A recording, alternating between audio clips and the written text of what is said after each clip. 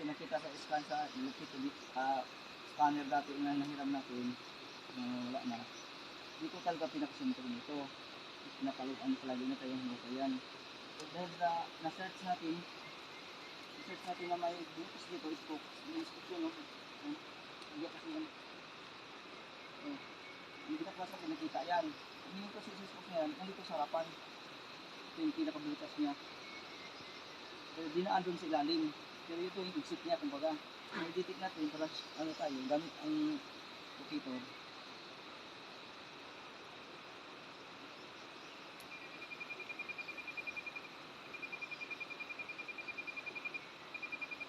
Isip natin sa gold tayo diretso. Pero dito sa lahat, mag-break.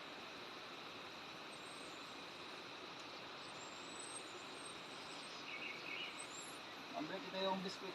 Hanggang ito, pag salo-saloan yung dalawa. Ngayon, tinatawag kong bantay na rito. Sino ka man, ayunan mo kami sa area nito. Ano namin, kain. Iusap ako, mag-break, kausapin mo siya. Ipakilala mo rin sa akin kung pangalan niya. Ngayon, hindi ako pahintulutan. Kunin mo itong pagkain dito, sa inyo ito kung magustuhan ninyo. Basta kami nagpaplano sa pag-retreat dito. Kumbaga, i-ano namin, kunin. Huwag nyo kaming hadlangan o ano pa, kasi para sa kabutihan sa lahat-lahat, talag sa inyo. Agapin nyo ang aking dasal at bilang papasalamat sa inyo na nandito.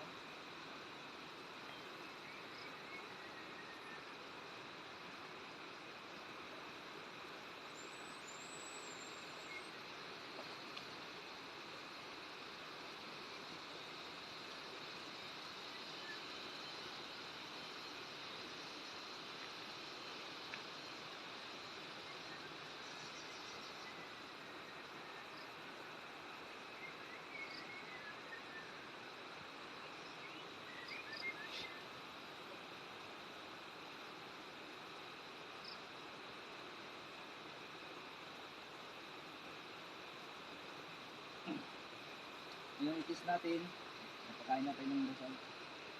Itis natin sa ano, para ma-sure natin kung talagang nandito ang itis ito. Itis natin sa gold. Ito kasi, tangking gold. Tapos, platinum, bam, anil, madar, piti, tapos soap water. Nakasit siya sa hanggang 100. Ngayon, pilihan mo ito kung saan ba ang harapin mo. Pilihan mo lang dito. Sit natin sa gold kasi gugahinap natin yung routine.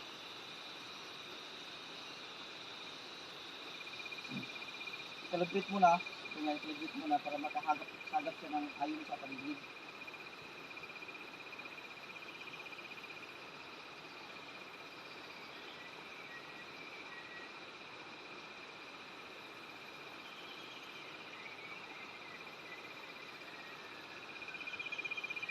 Dito.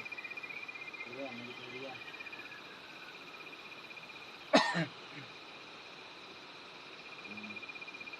Dito area na to. Likod ko. Nandiyan ang butas. Dito pa rin. Ang harapan natin, dito ko